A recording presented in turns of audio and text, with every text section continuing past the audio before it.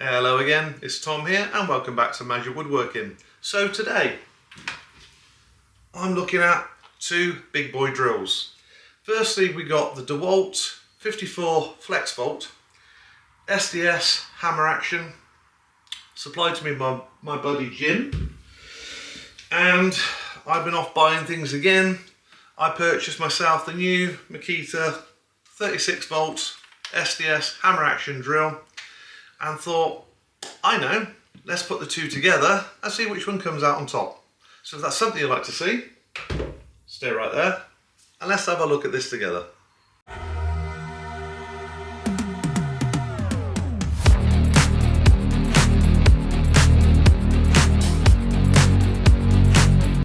Okay, so let's kick off with the DeWalt. So this is the DCH 333. It's a 54 flex volt, as I said before. The flex volt batteries, they are a little bit expensive, around about £120, but that aside, it is quite powerful. You have three modes. We have drill, drill and hammer stop. Hammer stop is what you use if you're trying to break up concrete with these type of tools, which I'll come on to later. The main thing about these particular two drills, which is quite interesting, unlike your normal SDSs, they have an anti-vibration technology. So this rubber gasket here, and also the front grip moves as well, stops all the vibration travelling up your arms and hands and giving you fatigue through the course of the day. And it does play a big part. If you're using it for any more than 5 or 10 minutes, you do start to feel it through the course of the day, especially if you're breaking up concrete or lifting tiles, whatever. So that plays a very big part. With the DeWalts, the max settings are 13mm in steel. Obviously you have to have an optional chuck. In wood, the maximum bore it can go to is 30mm, and in concrete it will also do 30mm. So it's quite a tasty, powerful bit of kit. Weight wise, it's not light at 4.95 kg, so almost 5 kgs, but that's with the battery on. Without it, it's like 3.7 or something like that. But yeah, overall, he's a good chunky boy. I should also mention it's got a depth stop. The Makita's got it as well, but I just haven't fitted it yet. Moving on to the Makita. What have you got on this one? Well, this is the DHR 280 model. Much like the DeWalt, it has three functions: the drill, drill hammer, and hammer stop once again. Once again, it's got the anti-vibration technology, which is the rubber gasket here, but it hasn't got it here where the DeWalt has, so I don't know if that makes much of a difference. I haven't noticed it. Again, you've got it in the handle, so anti-vibration there again. Whereas the DeWalt, you adjust the handle by turning it there. With the Makita, you've got a thumb turn there, so very similar. On both of them, you've got the fold and reverse.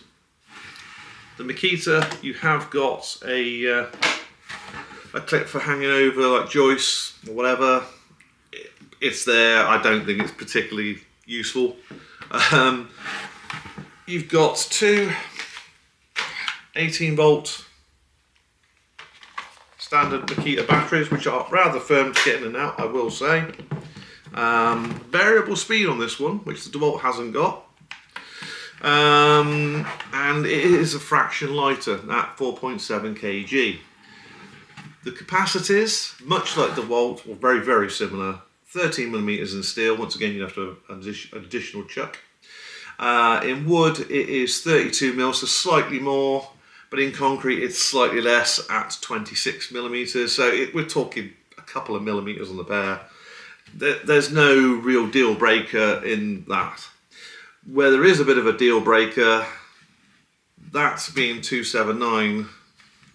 This being 355, so £355. Again, link in the description for Amazon. So yeah, it is rather pricey, but this seems to be the norm between Makita and DeWalt, Makita being slightly more expensive. With fitting drills or any of the chisels, all it is, just literally push it in, turn, and it will locate, although I can't right now. of course on camera, there you go. So they do locate, nice and easy. Right, I think better take them for a test and see how they manage there. As always, if you're enjoying this video and you'd like to support me, please give it a thumbs up, or better yet, subscribe down there. It really helps the channel, but more than that, it makes YouTube show this video to people who haven't seen it before. Anyway, enough about me, back to the video. Okay, first off, the Makita.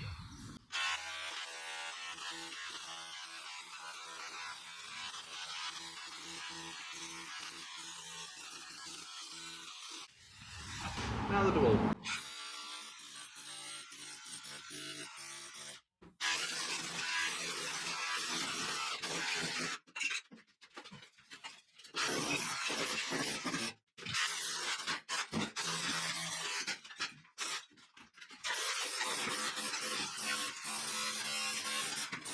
So, conclusion. Are they any good? Should you buy them? Short answer is, yeah, for both. They're both good, and yes, you should buy them. Which is better? Well, if you're going to hold my feet to the fire, I've got to be honest, I thought it was going to be the DeWalt because it's a lot cheaper, and having the larger battery, I thought it was going to have more power, and generally it's a good deal for what it is.